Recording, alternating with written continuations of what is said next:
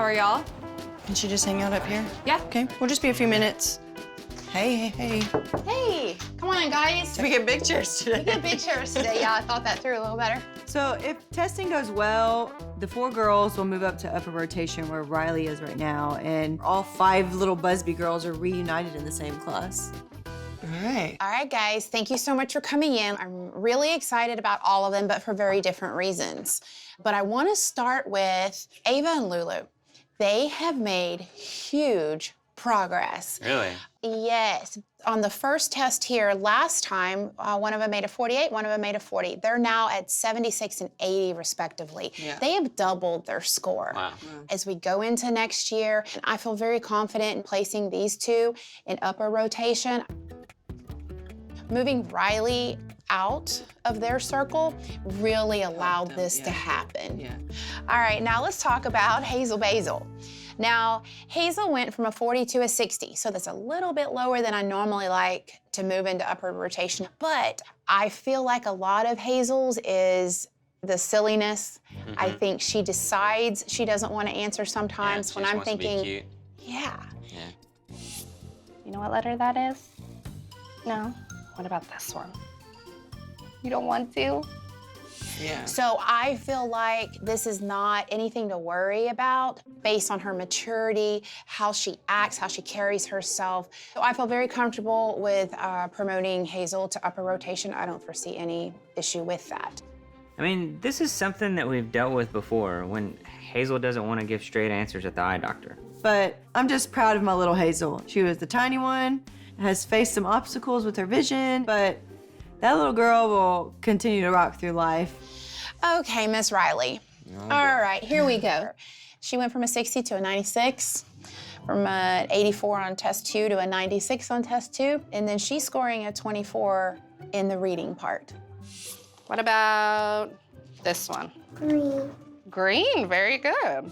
That's crazy good. I don't even expect kids to get to this test until they have been in our kindergarten class. Now, she could stay in upper rotation. And the other girls will be coming in to meet her. Right. And then And she'd they be would do sharing a class all too. together. Right.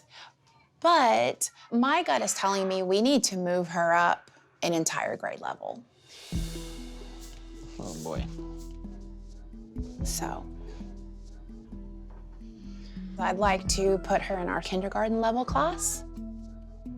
And I'm prepared to do that, if you're prepared to do that, and I think she's prepared to do that. I mean, this is something that we've put off thinking about since we put Riley in upper rotation pre-K. I mean, she's gonna be a full-blown kindergartner now. You know, most people hear that their kid is a genius and they're thrilled, but Riley, she's a special case. Yeah, sometimes I'm worried that she's growing too fast, too quickly.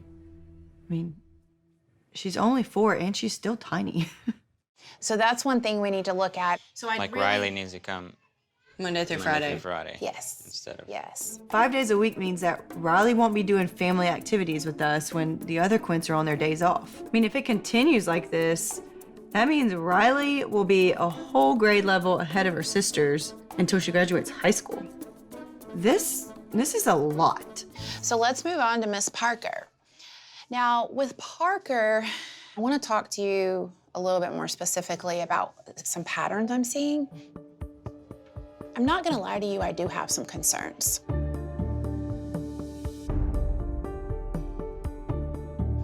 Now, with Parker, she didn't test much different than Hazel, but I know Hazel knows this stuff. I know that she does have that test anxiety, but she's showing a lot of growth. But academically, I have a little bit of reservation moving Parker up. If you notice with her shapes and her colors, she's nailing it. She's got them. But she is struggling with her letters. What letter is this? Do you know? All right, that's okay. Now, obviously, kids peak and plateau at different times. She could just basically not be open yet to learning letters. And what I don't want to do is put her in upper rotation and then struggle. That was gonna be my next That's thing. my is that concern. She internalizes, Yeah. as we all know. she does. I don't want her to think for a minute that she's not just as wonderful and bright as the others. I believe that if Parker for a moment thought that, that would snowball, and then this gap It would be harder. between her and the other girls would grow because of that feeling. Yeah. I was mainly worried about her test anxiety for this round. But listening to Randy, seems like this could be more serious. It's kind of hard to hear, but she could really be falling behind. Is there an option to, given if nothing changes, to keep her in low rotation? Absolutely. Let's see how she progresses. Bring her in early August, and let's retest her. Okay. I don't know what's worse.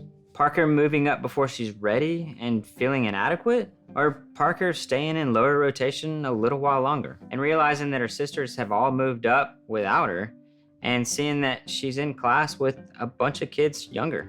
So that's something I think we really need to discuss. You guys need to think about. I want you to weigh all the pros and cons. All the decisions that we're making are just like so much more difficult because the girls are kind of separating themselves, you know, away from this like quintuplet bubble.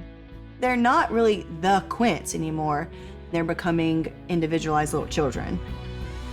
Every choice that we make from here and now on is gonna create a ripple that's gonna affect them for the rest of their lives. So no pressure at all. Let me know by the end of the week because we need to make our class list and Interesting.